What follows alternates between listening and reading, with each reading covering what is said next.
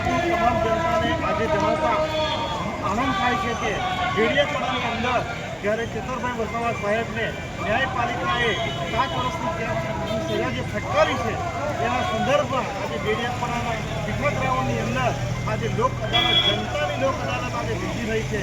જનતા આજે ન્યાય માંગી રહી છે કે ચેતરભાઈ વસાવા સાહેબ કેવો ગુનો કર્યો છે.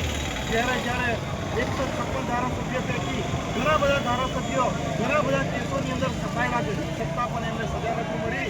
આજે જનતાની અદાલતે આજે જનતાની અંદર જ્યારે સાબિત કરી બતાવ્યું કે આજે ચેતરભાઈ વસાવાની સાથે છે, ચેતરભાઈ વસાવા સાથે છે અને ચેતરભાઈ વસાવા લોકોની જોડે છે, લોકોના સમસ્યાને સાંભળે છે, દરેક સમાજના પ્રશ્નોને સાંભળે છે. એ જનતાના જે હિતમાં કાર્યો કરી રહ્યા છે. તો આજે સૌ સાથીઓ આજે ખૂબ મોટી સંખ્યાની અંદર આજે મીઠા ગ્રાઉન્ડની અંદર ડેડિયાપાડા મુકામે ખૂબ મોટી સંખ્યાની અંદર આજે ઉપસ્થિત થયા છે અને ચેતરભાઈ વસાવા માટે ન્યાય આપવાની આજે એ લોકો માંગણી કર્યા છે. તો સરકારને પણ વિનંતી છે કે આ સંદર્ભે તાત્કાલિક પગલાં ધરે, નહીં તો ગામડે ગામડે ગલીએ ગલીએ આવા કાર્યક્રમો થતા આપ રોકી નહીં શકો અને ચેતરભાઈ વસાવાનો અવાજ આજે ગામડે ગામડે ચેતરભાઈ વસાવા સાહેબ પેદા થશે. એ સાથે મુકેશ બારિયા, છોટાઉદેપુર લોકસભા પ્રમુખ આમ આદમી પાર્ટી.